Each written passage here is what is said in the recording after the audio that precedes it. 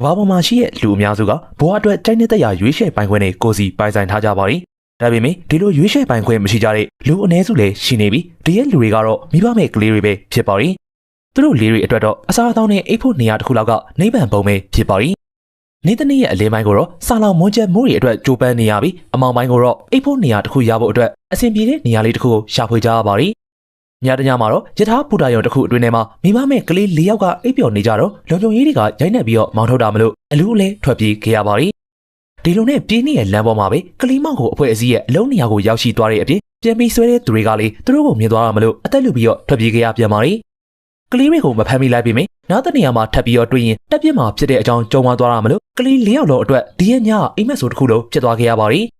နောက်တနေ့မနက်မှာတော့၄ယောက်လုံးကတရားမင်းနေရက်ကိုကြောက်လန့်နေရတာကြောင့်ကိုယ့်ရဲ့အသက်ကိုယ်တော်ပိုင်ဆိုင်ခွင့်မရှိတဲ့ကလေးတွေကလည်းယထာလမ်းပေါ်မှာပဲကိုယ့်အကိုတက်တည်ကြဖို့အတွက်တိုင်ပင်ခဲ့ကြပါသည်။တစ်ဖက်ကယထာကလည်းတရွေ့ရွေ့နဲ့ထွက်လာနေပြီဖြစ်တယ်လို့အားလုံးကလည်းသိဖို့ဆုံးဖြတ်ချက်ရှာပြီးရဲ့အချိန်မှာပဲရုတ်တရက်ကလေးတစ်ယောက်ရဲ့ငိုတန်းကြားလိုက်ရပါသည်။အဲ့လိုနဲ့သူတို့၄ယောက်လည်းကလေးရှိရနေအောင်အများဆုံးတွားကြပြီးထိုရက်ကလေးကလည်းဆွန့်ပစ်ခံရတဲ့ကလေးဖြစ်နေရမလို့ကာရှင်ကောင်တွေကဝိုင်းပြီးတော့ကိုင်နေကြပါသည်။မိမမဲ့ကလေးတွေကလည်းကာရှင်တွေကိုအများဆုံးဖယ်ရှားပေးလိုက်ပြီးနီးစပ်ရာစီယံကိုပြေးသွားလိုက်ကြပါသည်။ငွေကင်းစကလေးလေးကနိုးအရတာတောင်ဘာမှမသိရကြောင်းဆရာဝန်ကမိခင်ဖြစ်သူဗမာလေးလို့မေးတဲ့အခါမှာတော့မိမမဲ့ကလေးတွေကလည်းသူတို့ကလမ်းဘေးမှာအမိုက်ကောက်ပြီးတော့ဘွားကိုရုန်းကန်နေရတဲ့လူတွေဖြစ်ကြောင်းပြောပြခဲ့ပါသည်။ဒါအပြင်လည်းသူတို့ကတေဖို့ဆုံးဖြတ်ချက်ရှာတဲ့အချိန်မှာဒီရက်ကလေးကိုကောက်သွေးခဲ့တာကြောင့်သူတို့အားလုံးရဲ့အသက်တကေကြီးစုရှင်အနေနဲ့ကလေးရဲ့ဘွားကိုကောင်းစားအောင်လို့သူတို့စူးစမ်းမှာဖြစ်တဲ့အကြောင်းပြောပြခဲ့ပါသည်။ကလေးတွေရဲ့စိတ်ဓာတ်ကိုလေးစားသွားတဲ့ဆရာဝန်ကလည်းစီးရုံရဲ့ကိုရောင်တစ်ခုမှနေထိုင်မှုအတွက်ခွင့်ပြုပေးခဲ့တာကြောင့်မိမမဲ့ကလေးတွေကလည်းအရန်ကိုပျော်ရွှင်သွားရပါသည်။ဝမ်းစာအတွက်အမိုက်ကောက်ရတဲ့အပြင်မွေးကစားကလေးအတွက်ပါ၄ယောက်လုံးကစူးစမ်းပန်းစားနဲ့ငွေတွေကိုရှာဖွေနေကြပါသည်။ကလေးလေးကိုလည်းညီအကို၄ယောက်လုံးကအရန်ကိုရှစ်ကြတဲ့အပြင်စီးရုံကဝန်ထမ်းနဲ့ဆရာဝန်ကပါကလေးအတွက်လိုအပ်တာတွေကိုထောက်ပံ့ပေးခဲ့ကြပါသည်။ကလေးမောင်ကိုလှုပ်တဲ့သူတွေကိုလည်းဆရာဝန်ရဲ့အကူအညီနဲ့ရဲဌာနကိုအံ့နံနိုင်ခဲ့ပါသည်။ဒါလိုနဲ့ပျော်ရွှင်ပွဲကောင်းတဲ့9နှစ်တာအချိန်ကာလကိုကျော်လွန်ခဲ့ပြီးရဲ့နော်မွေးကစားကလေးလေးကိုယာမလို့အမည်ပေးခဲ့ပြီးကျောင်းတစ်ခုမှာအံ့နံပေးခဲ့ပါသည်အစဉ်ပြေလွန်းနေတဲ့သူတို့ရဲ့ဘွားလေးအတွက်အပြောင်းလဲကြီးတစ်ခုဖြစ်တဲ့နေရာတော့မောင်ခိုခေါင်းဆောင်ကထောင်ကနေပြန်ပြီးတော့လွန်မြောက်လာခဲ့ပြီးမိမမဲ့ကလေး၄ယောက်လုံးကိုဖမ်းဆီးကတက်မဲ့တကယ်ပြောဆိုနေခဲ့ပါသည်အဲ့ဒီအချိန်မှာကျောင်းတက်နေတဲ့ယာမပေါက်စာကရောက်ရှိလာပြီးရဲ့နော်လူစိုးကိုခဲနဲ့ပေါက်ကအကိုဖြစ်သူတွေကိုကယ်ဆယ်ပေးခဲ့ပါသည်ဒေါ်ရတကြီးနဲ့ယာမကိုတက်ဖို့လာနေတဲ့လူစိုးခေါင်းဆောင်လေးငယ်ပါတိတ်တဲ့ကိုထောက်ဆူးနဲ့ထိုးလိုက်ပြီးနောက်ဘဝကိုတခါတည်းပို့ပေးလိုက်ပါသည်ဒီလိုနဲ့9နှစ်သားအရွယ်ကောင်လေးတယောက်ကလူတက်လိုက်တာကိုမယုံမကြည်ဖြစ်နေတဲ့ဆရာဝန်ကလေဘာကြောင့်အခုလိုလောက်တာလဲလို့ယာမကိုမေးမြန်းခဲ့ပါသည်ယာမလေးကလေဒီနေ့ကစပြီးသူ့ရဲ့အကို၄ယောက်လုံးကိုသူကိုယ်တိုင်ကြောက်ထားပြီးမှဖြစ်ကြောင်းနဲ့အတူသူကတော့အလုပ်ထွက်လုပ်မယ်လို့ဆရာဝန်ကိုပြောပြလိုက်ပါရီယာမဟာကလေးပေါက်စလေးဖြစ်ပေမဲ့ဆုံးဖြတ်ချက်ကခိုင်မာလွန်းတာကြောင့်ဆရာဝန်ကလေသူတို့9ယောက်လုံးကိုမွေးစားခဲ့ပြီးရဲ့နောက်ကျောင်းတစ်ခုမှာယာမရဲ့အကို၄ယောက်လုံးကိုအနံပေးခဲ့ပါရီယာမတယောက်အရွယ်ရောက်လာတဲ့အချိန်မှာတော့ဘယ်သူမှမသားစီနိုင်လောက်တဲ့အထီကိုတက်ခိုက်ရီမှာကျွမ်းကျင်တဲ့လူတယောက်ဖြစ်လာခဲ့ပြီးသူ့ရဲ့ BN ရဲ့အားလုံးပျောက်ကွယ်သွားအောင်အကိုဖြစ်သူရဲ့မိန်းမ၄ယောက်ကဖះမှာအုံးသီးခွဲပြီးတော့စူတောင်းခြင်းတွေပြုလုပ်ပေးခဲ့ကြပါရီအခုချိန်မှာတော့မကြီး၄ယောက်အပြင်တူမ၄ယောက်ကိုလည်းပိုင်ဆိုင်ထားပြီးမွေးကလေးကကိုကြီးပေးခဲ့တဲ့ဆရာဝန်ကြီးရဲ့အိမ်မှာပဲပျော်ပျော်ရွှင်ရွှင်နဲ့နေထိုင်ခဲ့ကြပါရီယာမတယောက်လူစုံတွေကိုရိုက်နှက်နေတဲ့အိမ်မက်ကိုမကြီး၄ယောက်လုံးတီးရှိလိုက်ရတဲ့အခါမှာတော့အကိုဖြစ်သူနဲ့တိုင်ပင်ဖို့အတွက်ပြင်ဆင်နေကြပါရီ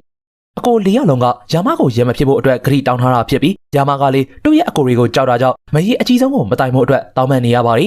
အိမ်မက်ထဲမှာရန်ဖြစ်တာကိုမတိုင်စေချင်ယာမအနေနဲ့အားလုံးစားဖို့ဟင်းကိုပြင်ဆင်ပေးရမှာမလို့ယာမလည်းမိဖို့ကြောင့်တွေကိုဝင်ခဲ့ရပါရီ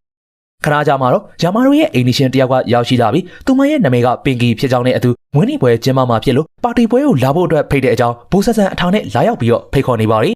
အဲ့နောက်ယာမကိုလည်းတန်တန်ပြပြနဲ့ပွဲကိုတက်ရောက်ဖို့အတွက်အထင်သေးတဲ့အပြောနဲ့ပြောနေခဲ့ပြီးယာမကတော့ဘာမှမတုံ့ပြန်ခဲ့ပါဘူး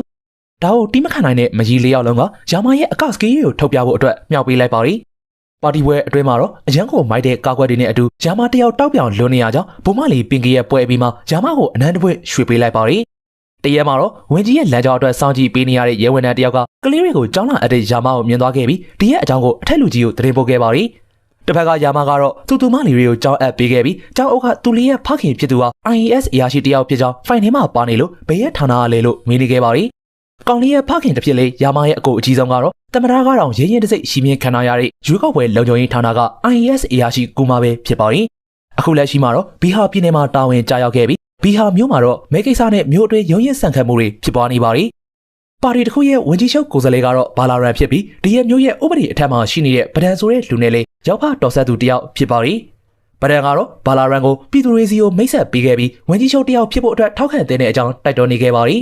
အဲ့ဒီအချိန်မှာတစ်ဖက်ကကူမာကတော့နေဆက်ကကွန်တိန်နာတစ်စီးကိုဖမ်းယူဖို့အတွက်မိန်ပေးခဲ့တာကြောင့်ရဲမှုတယောက်ကကားကိုဖမ်းယူပြီးတော့စစ်ဆေးကြည့်ရဲ့အခါမှာငွေတော်တော်များများကိုတိတ်စီရရှိခဲ့ပါတယ်။ကွန်တိန်နာကားဘာလာရန်ရဲ့အပိုင်ဖြစ်ပြီးဒီရဲ့အကြောင်းသိရဲ့ဗဒန်ကတော့ကူမာစီကိုတွားဖို့အတွက်စီခိုင်းခဲ့ပါတယ်။ဘာလာရန်ဟာသူကလက်ရှိကိုယ်စားလှယ်တယောက်ဖြစ်ကြောင်းနဲ့အတူငွေကလေးပေါင်း25သိန်းနဲ့အတူကားအကောင်စားတစ်စီးနဲ့ကူမာကိုလက်ထိုးခဲ့ပါတယ်။ကူမာဒါကိုလက်မခံပဲကိုယ်စားလှယ်အကြောင်းကိုဖြန့်ဝေခိုင်းတာကြောင့်စိတ်လို့တွားတဲ့ဘာလာရန်ကလေဒီရဲ့နေမှာသူ့ရဲ့အကြံဆုံးအမဲလိုက်မှုဆိုတွေရှိနေကြောင်းအပြင်သူတို့ပါတီရဲ့အလံတော်အနိုင်ရရှိမှာဖြစ်ကြောင်းရှင်းချောက်ခဲ့ပါတယ်။တစ်ဖက်ကယာမာကတော့အကျွမ်းကျင်ဆောင်ပါဆိုတဲ့မုတ်ဆိုတွေကိုတယောက်ပြီးတယောက်ဖားရိုက်တယ်လို့ရိုက်နေခဲ့ပြီးလူဆိုတယောက်ကိုလည်းဘာလာရန်ရဲ့အရှိမထိုးလွှတ်လိုက်ပါတယ်။ဘာလာရန်ကိုလည်းမီဒီယာရဲ့အရှိမရိုက်နှက်ခဲ့ပြီးရဲ့နောက်ပြည်သူတွေကိုပဲဘယ်ရဲ့ပါတီကိုအနိုင်ပေးမယ်လို့ဆုံးဖြတ်ခွင့်ရှိရဲ့အကြောင်းပြောပြလိုက်ပါတယ်။ဒီလိုမျိုးပါတီရဲ့ကိုယ်စားလှယ်ကိုရိုက်နှက်ခဲ့တဲ့ယာမာကိုရဲဌာနအနေနဲ့ရှင်းရှင်းဖမ်းဆီးခွင့်ရှိပေမယ့်ဗဒန်ကအဖမ်းမခံပဲတခုခုကြံစီနေရဲ့အကြောင်းရဲမှုတယောက်ကကူမာကိုရှင်းပြနေခဲ့ပါတယ်။ဒီရဲ့ကိစ္စကိုဖြေရှင်းနိုင်မဲ့နီလန်ကတော့ဗဒန်ကိုယာမာကိုယ်တိုင်တွားရောက်ပြီးတော့တောင်းပန်ရမှာဖြစ်ပါတယ်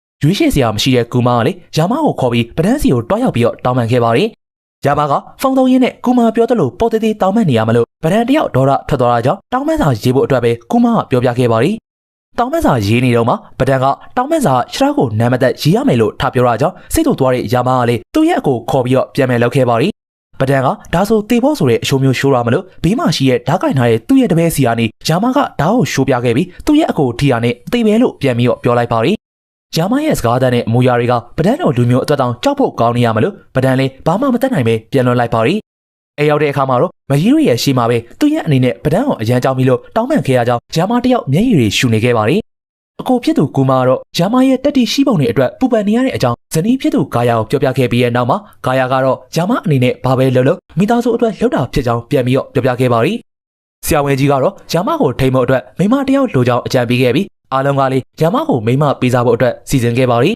။ယာမာရဲ့ရောက်ခမလောင်ရီကတော့အမျိုးသမီးရေးရဥက္ကဋ္ဌမာဒါဝီဖြစ်ပါတယ်။အမျိုးသမီးရေးရကိုထိပါလာတဲ့ကောင်းတိုင်းကိုတော့ရိုက်နှက်ပြီးတော့စောမတက်လွန်းလွန်းသတင်းမီဒီယာတွေကပါဖော်ပြနေရတဲ့ဆရာမကြီးတယောက်ပဲဖြစ်ပါတယ်။သူ့ရဲ့သမီးလေးကတော့ပါပီဖြစ်ပြီးကောက်ကြောင်လှလှနဲ့ဖွင့်ဖွင့်ဖြိုးဖြိုးရှိတဲ့ကောင်မလေးတယောက်ဖြစ်ပါတယ်။မာဒါဝီကသူတို့သားနဲ့သူတို့သမီးကိုအချင်းချင်းလဲကြည့်ကြဖို့ပြောတဲ့အချိန်မှာပဲပါပီရဲ့လှပတဲ့မျက်ဝန်းကြောင့်မလို့ယာမာတယောက်ရှက်ကိုရှက်ကန်နဲ့ဖြစ်သွားခဲ့ရပါတယ်။မာဒါဝီကသူ့ရဲ့သမီးဟာည9နာရီမှအိတ်တက်ပြီးကော်ဖီဖြော်ပေးရတဲ့အပြင်မနက်7နာရီမှလည်းတံပြားကြီးဖြော်တိုက်ရကြောင်းဒါရီယိုမလုပ်တတ်ရင်တင်ထားဖို့လိုတဲ့အကြောင်းယာမာကိုပြောပြနေခဲ့ပါတယ်။ဒါအပြင်လေစစ်စစ်ရှက်တွေလိုတာကြောင့်ယာမာရဲ့တွေးကိုဖောက်ထွက်ပြီးတော့ယူခဲ့ပြီးယူတဲ့ပမာဏကများနေလို့ဆရာဝန်ကြီးကဝင်ပြီးတော့တားပေးမယ်မာဒါဝီကအောင်းငေါ့ပြီးတော့လွတ်လိုက်တာကြောင့်ယာမာတယောက်တင်သွားခဲ့ပါတယ်။ဒါကြောင့်ပါပီယိုလေရောက်ခမအရှိမတွေဖက်လိုက်နန်းလိုက်လုံနေခဲ့ပြီးတက်ခွားမယ်အလုံးမှာပဲယာမာကိုစိတ်လျှော့ဖို့အတွက်အားလုံးကဝိုင်းပြီးတော့တားလိုက်ရပါတယ်။အဲဒီအချိန်မှာဗရင်းကောင်တယောက်ကရောက်ရှိလာပြီးမာဒါဝီကတော့ငယ်ပါကိုကန်ချက်ကောင်းကောင်းနဲ့ကန်လို့ပြလိုက်တာမလို့ယာမာတို့တမိသားစုလုံးကလေထွက်ပြေးခဲ့ရပါတယ်။ဒီရဲ့မင်္ဂလာပွဲတာဖြစ်မြောက်သွားခဲ့ရင်အရာအားလုံးကိုမာဒါဝီကထိန်ချုပ်နိုင်တာမလို့အစင်မပြေနိုင်တဲ့အကြောင်းအားလုံးကပြောနေခဲ့ကြပါတယ်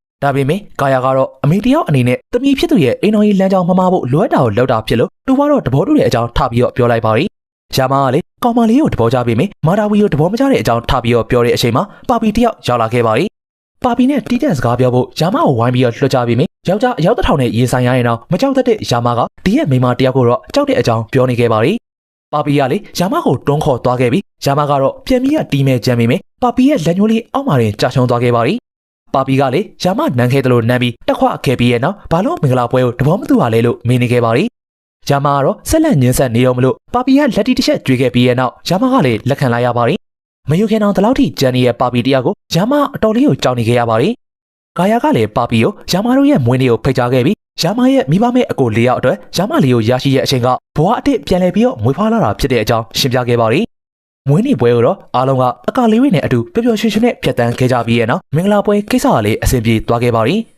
တစ်ဖက်ကပဒံကတော့ယာမကိုနှိမ်နေမှုအတွက်ညံများတဲ့ရေမှုတယောက်ကိုတာဝန်ပေးနေခဲ့ပြီးအဲ့ဒီရေမှုကလည်းရှင်းရှင်းပဲပဒံရဲ့အချက်ကိုပြန်ပြီးတော့ဆယ်ယူနိုင်မှုအတွက်အစီအစဉ်တွေဆွဲပေးနေခဲ့ပါတယ်။ကူမာကတော့နိုင်ငံရဲ့သမ္မတကတွေးဆုံပြီးရဲ့နောက်နေမြေတစ်ခုကိုတာဝန်ထမ်းဆောင်မှုအတွက်စီလိုခဲ့ပါတယ်။ဘီဟာမျိုးနယ်ရဲ့ဝင်ကြီးချုပ်ကလည်းကူမာရဲ့အကြောင်းကိုအသေးအတန်စုံစမ်းနေပြီးတစ်ဖက်ကဂါယာကတော့ဖျားတွန်းနေကြအချိန်ရောက်မှခီးထွက်မှမလို့ကူမာကိုပြောနေခဲ့ပြီးကူမာကလည်းယာမကိုရံမဖြစ်ဖို့အတွက်ဂရီးတွေတောင်းကထွက်သွားခဲ့ပါတယ်။တနေ့မှာတော့ယာမရဲ့ရောက်ခမကြီးကရောက်လာခဲ့ပြီးမင်္ဂလာကိစ္စစကားလာပြောရင်းနဲ့အရေးကြီးရဲ့ကိစ္စတစ်ခုကြောင့်တမီနဲ့ယောက်ျားကိုရှန်ကထွက်သွားခဲ့ပါတယ်။မာဒါဝီရဲ့ယောက်ျားကသူမအပေါ်အရန်ရှက်တဲ့အပြင်သူတို့ရဲ့မင်္ဂလာကိစ္စဟာလေမိုးရွာထဲမှာထီဆောင်ပေးုံနဲ့ဘေးကလူတွေကမင်္ဂလာဆောင်ပေးသွားတာဖြစ်တဲ့အကြောင်းယာမရဲ့အကိုတွေကိုပြောပြနေခဲ့ပါတယ်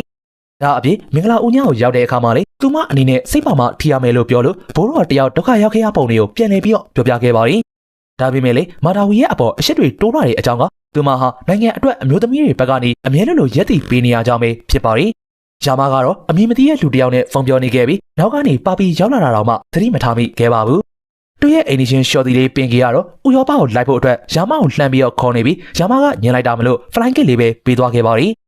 နောက်ကနေသဝင်သုံးနေတဲ့ပါပီကိုတော့ယာမာကသူကဒန်တစီဖြစ်ကြောင်းနဲ့ဘယ်ရဲ့နေရာကိုပဲရောက်သူ့ရဲ့မူလားနေရာကိုပဲပြန်ပြီးတော့ရောက်မှာဆိုတဲ့တော်ကီနဲ့ရှုပ်လိုက်တာမလို့ပါပီတယောက်လည်းပီတီတွေဖျားပြီးယာမာအပေါ်အရှစ်တွေတိုးသွားခဲ့ပါတယ်။တစ်ဖက်ကကူမာသွားနေတဲ့ဘီဟာမျိုးနဲ့မှာတော့ရာဂျူဆိုတဲ့စစ်တပ်တစ်ခုကရှိနေပြီးသူတို့ရဲ့ခေါင်းဆောင်ရာဂျူကလည်းသူတို့ကိုဒဏ်ရာရအောင်လုပ်သွားတဲ့ယာမာကိုရှာဖို့အတွက်အမင်းတွေပေးနေခဲ့ပါတယ်။တစ်ဖက်ကယာမာကတော့ကလေးတွေနဲ့အတူအပြင်ကိုထွက်လဲနေရင်ပါပီကလည်းသူမအတွက်တီးတဲ့အချိန်ပေးဖို့အတွက်တောင်းဆိုနေပါတယ်။ယာမာတို့ရဲ့အိမ်ကိုတော့ဗဒန်ရဲ့ရဲမှုကရောက်ရှိလာခဲ့ပြီးယာမာရဲ့အကိုတယောက်ကိုတက်ကအကွက်ကြကြနဲ့သူ့ရဲ့အနေနဲ့အပြစ်မရှိကြောင်းလုပ်ခဲ့တဲ့အပြင်ယာမာတို့တမိသားစုလုံးလည်းဖမ်းဆီးသွားခဲ့ပါတယ်။ယာမာရောက်လာတဲ့အခါမှာတော့သူမလီရဲ့ခြေထောက်ကိုတနက်နဲ့ပြစ်ခဲ့ပြီးရဲ့နောက်ယာမာကလည်းသူ့အတွက်နဲ့အားလုံးကိုထိခိုက်မှဆိုရကြောင်းဗဒန်ကိုရှင်းရှင်းပဲတောင်းပန်ခဲ့ပါတယ်။ရဲမှုကတော့အားလုံးကိုတက်ပြစ်ဖို့အမိန့်ပေးခဲ့ပြီးစိတ်တို့သွားတဲ့ယာမာကလည်းသူ့ရဲ့ထိုးချက်တွေနဲ့အတူအားလုံးကိုလွှင့်စင်သွားအောင်လို့ပြုလုပ်ခဲ့ပါတယ်။ပြီးရနဲ့တယောက်ပြီးတယောက်ယာမာကလိုက်ပြီးတော့တီးနေခဲ့ပြီးညံများတဲ့ရဲမှုရောအားလုံးကပါအံ့ဩနေခဲ့ရပါတယ်။ထွက်ပြေးသွားတဲ့လူစိုးတွေအားလုံးကိုလေယာမာကလူကြားတွေအထိလိုက်ပြီးတော့တက်ခဲ့ပြီးတစုံတစ်ယောက်ကယာမာကိုတက်မဲ့အကြံမှာပဲတနက်ပြစ်တံတစ်ခုနဲ့အတူထိုးရဲလူလည်းတည်သွားခဲ့ရပါတယ်။ရောက်ရှိလာတဲ့စစ်တပ်တစ်ခုကတော့ဘီဟာနေရဲ့ဝင်ကြီးချုပ်ဖြစ်ပြီးကဘာကြီးဒုက္ခရောက်နေတဲ့အချိန်မှာဗုဒ္ဓကရောက်လာခဲ့ပြီးအခုတစ်ချိန်တော့ယာမာရောက်လာကြောင်းနဲ့အတူစစ်တပ်တစ်ခုလုံးကယာမာကိုအလေးပြုခဲ့ပါတယ်။ဂါယာကတော့ဘာမှနားမလဲသေးတာမလို့လာပြီးတော့တိုက်ခိုက်တဲ့လူတွေရောလာပြီးတော့ကူညီတဲ့သူတွေရောဘယ်သူတွေလဲလို့မေးမြန်းနေခဲ့ပြီးဝင်ကြီးချုပ်ကပဲအားလုံးကိုရှင်းပြခဲ့ပါတယ်။ဘီယာမျိုးဟာဗုဒ္ဓရဲ့တရားတော်အောက်မှာနေထိုင်တဲ့အီရှန်ရဲ့ပြည်နယ်တစ်ခုဖြစ်ခဲ့ပြီးလူတစ်ယောက်ရောက်လာတဲ့အချိန်မှာစစ်ပွဲတွေအကြိမ်ကြိမ်ဖြစ်ခဲ့ရပါတယ်။ထိုရဲ့လူကတော့ရာဂျူးဆိုတဲ့လူဖြစ်ပြီးသူ့မှာကိုယ်ပိုင်စစ်တပ်တစ်ခုလုံးရှိနေပါတယ်။သူ့ကိုအခန်းထဲသူတွေကိုလည်းတပ်ဖြတ်ခဲ့တာကြောင့်ဝင်ကြီးချုပ်ကိုရိုင်းရတော့မကြော်ရဲဖြစ်နေခဲ့ပါတယ်။ဒီရဲ့ကိစ္စကိုအထက်ကိုတင်ပြတဲ့အခါမှာတော့တမနာကိုရိုင်းကကိုမကိုဆေးလွတ်ခဲ့ပြီးရဲ့နောက်ကိုမကဒီရဲ့ပြည်မှာဥပဒေအထက်ဘယ်သူမှမရှိရကြောင်းနဲ့အတူဒီရဲ့အလံကိုပဲအားလုံးကဦးညွှန်းရမယ်ဆိုပြီးတော့အမိန့်ပေးခဲ့ပါတယ်။ဒါအပြင်လေအားလုံးကိုတိုးနေတဲ့ကဲတင်ပေးဖို့ရောက်လာပြီးဖြစ်ကြောင်းပြည်သူတွေကိုသတိပေးခဲ့ပြီးဒီရဲ့ကိစ္စကိုတီးမခတ်နိုင်တဲ့ရာဂျူကတော့ကိုမကိုထိတ်တိုက်လာပြီးတော့တွေ့ခဲ့ပါတယ်။ရဲတော်များများကိုလည်းတက်ပစ်ခဲ့ပြီးကိုမရဲ့ညီတယောက်နဲ့လည်းအကြက်ကင်ခဲ့ကအမျိုးသမီးဝတ်တဲ့ရှီကျင်ဝဲကိုဝတ်ဆင်ခိုင်းခဲ့ပါတယ်။အများအတွက်အနည်းနာခံတဲ့ကူမကတော့ရှီကျင်ဝဲကိုဝတ်ခဲ့တဲ့အပြင်ကာခိုင်းခဲ့တာကြောင့်အားလုံးရဲ့အရှိမတွေတိတ်ခါအကြခံပြီးတော့ကားပြခဲ့ပါတယ်။ရာဂျူကဒါနဲ့တည်းမကြည့်နဲ့ပဲကူမတို့အားလုံးကိုတတ်ဖို့အတွက်လူသက်ကွင်းတစ်ခုကိုခေါ်ဆောင်လာခဲ့ပါတယ်။ကူမရဲ့လူတွေကတော့သူတို့အနေနဲ့တေဖို့အဆင်သင့်ဖြစ်နေကြပြီးဒီလိုလူတစ်ယောက်ကိုတော့နှိမ်နှင်းဖို့လိုတဲ့အကြောင်းကူမကိုပြောနေခဲ့ပါတယ်။ရာဂျူကိုနှိမ်နှင်းနိုင်မဲ့လူတစ်ယောက်ကတော့ရှိနေရကြောင်းကူမကလေရာဂျူရဲ့လူတွေကြားကနေဖုန်းဆက်ဖို့အတွက်ထွက်ပြေးလာခဲ့ပါတယ်။ဒါပေမဲ့မအောင်မြင်ခဲ့တာကြောင့်သူဖုန်းပြောဖို့ကြိုးစားခဲ့တာဟာလူတစ်ယောက်ပဲမလို့ရာဂျူကခေါ်ဖို့အတွက်ခွင့်ပြုလိုက်ပါတယ်။သူကတော့ယာမာဖြစ်ပြီးမကြခင်မှာကူမတို့စီကိုရောက်လာခဲ့ပါတယ်။ယာမာကလေဒီကိုလာတဲ့လမ်းမှာလမ်းမသိလို့လူတစ်ယောက်လမ်းမေးပြီးရဲ့နောက်အပြင်းပြေဖို့အတွက်လူတစ်ယောက်တက်ခဲ့တဲ့အကြောင်းပြောပြနေခဲ့ပါတယ်။အဲ့နောက်ကူမကိုလေဒီရဲ့လူတွေကိုတက်ပြရမှာလားချင်းချောက်ရုံပဲလားလို့မေးနေခဲ့ပါတယ်။ဒီရဲ့အခါရာဂျူကသူ့ရဲ့လူတွေကိုတက်ဖို့အတွက်မေးပေးလိုက်ပြီးယာမာကတော့အားလုံးကိုပြန်ပြီးတော့တီးလွတ်လိုက်ပါတယ်။ရာဂျူရဲ့လူတွေဘလောက်ပဲများများယာမာကိုမကြော်နိုင်တဲ့အပြင်ရာဂျူရဲ့တပည့်အရင်2ယောက်လုံးကိုလည်းခေါင်းဖြတ်ပြီးတော့နောက်ဘဝကိုပို့ပေးလိုက်ပါတယ်။အဲ့ဒီအချိန်မှာစိတ်တူသွားတဲ့ရာဂျူနဲ့ယာမာတို့ကဘိုင်ဝမ်ဆွဲခဲ့ကြပြီးရဲ့နောက်မနိုင်နိုင်မှန်းတီးတဲ့ရာဂျူကလည်းကူမကိုဓာတ်နဲ့ထိုးပြီးတော့တက်ခဲ့ပါတယ်။ဒီအခါစိတ်လွတ်သွားတဲ့ယာမာကလည်းရာဂျူကိုအပြင်းထန်တိုက်ခိုက်ခဲ့ပြီးတက်မဲ့အချက်မှာအကိုဖြစ်သူရဲ့ဒဏ်ရာကအရေးကြီးနေရမလို့စေကူဖို့အတွက်ပြင်ဆင်ခဲ့ရပါတယ်။ကူမကတော့ဒီနေ့ဒီအချိန်ထိသူ့ရဲ့ဘက်ကနေရက်တီပေးလို့ကြီးစိုးတင်တဲ့အကြောင်းယာမာကိုပြောရင်းနဲ့ပဲတည်ဆုံသွားခဲ့ပါတယ်။ဒီရဲ့အကြောင်းတွေကိုတီးလိုက်ရတဲ့ဂါယာကလည်းယောက်ျားဖြစ်သူကိုဆုံးရှုံးရလို့အတော်လေးကိုကြေကွဲသွားခဲ့ရပြီးအားလုံးကလည်းငိုကြွေးနေခဲ့ကြပါတယ်။တစ်ဖက်ကကန်ကောင်းသွားတဲ့ရာဂျူကတော့ဘီယာပြည်နယ်ကိုပြန်လည်ပြီးတော့ရောက်ရှိလာခဲ့ပြီးအားလုံးကိုပြန်လည်ရှင်းချောက်နေခဲ့ပါတယ်။အဲ့ဒီအချိန်မှာဂါယာကရောက်ရှိလာပြီးရာဂျူတို့လူကိုအဆုံးသတ်မဲ့လူလာနေပြီဖြစ်တဲ့အကြောင်းပြောရင်းနဲ့ယာမာကိုလှမ်းပြီးတော့ခေါ်လိုက်ပါတယ်။ယာမာကလည်းလမ်းမရှိတဲ့လူတွေကိုတိုက်ခိုက်ကရောက်လာခဲ့ပြီးရာဂျူနဲ့ဘိုင်ဝမ်ထပ်ပြီးတော့ဆွဲကြပါတယ်။အကိုတယောက်ရဲ့ဇော်နဲ့ထိမနိုင်ဖြစ်နေတဲ့ယာမာကတော့ကူမဝစ်ခဲ့တဲ့အရှိချင်းနဲ့ရာဂျူကိုထိုးပြီးတော့တက်ခဲ့ပြီးရဲ့နောက်ဓာတ်တစ်ချောင်းနဲ့ခေါင်းမှာဖြတ်လိုက်ပါတယ်။အခုမှစိတ်ကြည်နေသွားတဲ့ဂါယာကလည်းယာမာနဲ့အတူဖက်လိုက်ရင်တမီသားစုလုံးကလည်းအပြုံးကိုစီနဲ့ဇလန်လေးကလည်းအဆုံးသက်သွားခဲ့ပါပြီ။ဒီကနေ့ဗီဒီယိုလေးကတော့ဒီလောက်ပါပဲ။အဆုံးလေးကြည့်ရှုပေးခဲ့တဲ့အတွက်အားလုံးကိုအထူးပဲကျေးဇူးတင်ရှိပါတယ်။နောက်နေ့မှလည်းဒီလိုစိတ်ဝင်စားစရာကောင်းတဲ့အိန္ဒိယဇလန်ကောင်းတွေကိုအမြဲမပြတ်တင်ဆက်ပေးမှာမလို့ကျွန်တော်တို့ရဲ့ K Cinema Recap Channel လေးကို Subscribe လေးလုပ်ခဲ့ပေးဖို့အတွက်ပြောချင်ပါတယ်။နောက်ထပ်ဗီဒီယိုတွေမှာပြန်တွေ့ကြမယ်နော်။